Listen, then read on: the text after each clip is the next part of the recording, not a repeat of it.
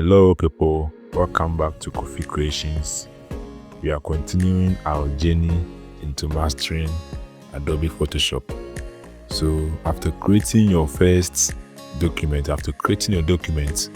just open Photoshop and feeling lost in a sea of panels. You see a lot of panels, a lot of tools and tabs.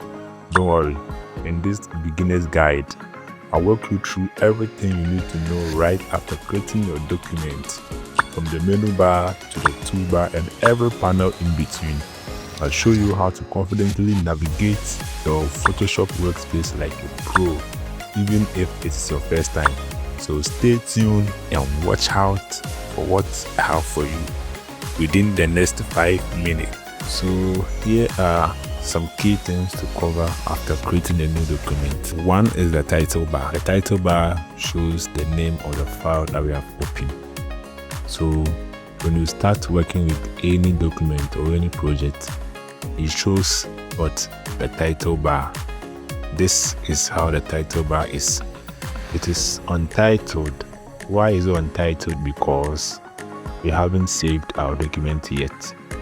After saving the document, you find out that the name that you use to save the document will appear or will just look like how you saved it.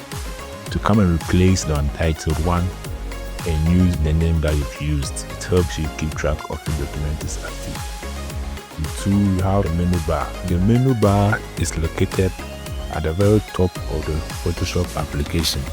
It has the file, the edit, image, layers, filter, view, windows, help, and etc. and more.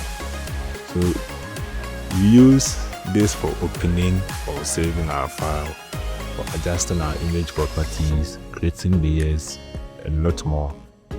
Number 3 is our option or control bar, which sits directly under our menu bar. The option or the control bar changes. It's not static. It changes depending on the tool you selected. So if you select the brush tool, you see the brush size, the properties of the brush showing on the control bar or the option bar. You can customize it to suit how you want it. You also have the tools panel, usually sitting at the left side of the application. It contains tools like the move, the brush, the marquee tool, eraser tool, the zoom tool, and a lot more. You can also expand it using the arrow. This arrow. You can use this arrow to expand it. We also have our document or canvas area. Document or canvas area is where our work or our project will be done. Anything that you do, any tool that you do, anything that you draw, you do it on this white canvas or this document size. We also have our panels on the right side. Coming to the right, we have our layers panel, which is the most important thing to note. A very, very important thing to note when editing or when using the Photoshop app. It shows all activity. When you click on anything in the canvas size, it will show or appear also in the layers panel. So we have layer visibility. When you click on the eye icon, you can turn the layers on, a layer on or off. You also have the locking. When you click on this padlock, when you click on this lock, you lock the layer. You can't move it up, down. You can't do anything to that particular layer that you've locked. And also we can name our layers. Double clicking on this layer, you can rename it. When you double click it, you can type any name that you want, say Photoshop. And also you can arrange our layers.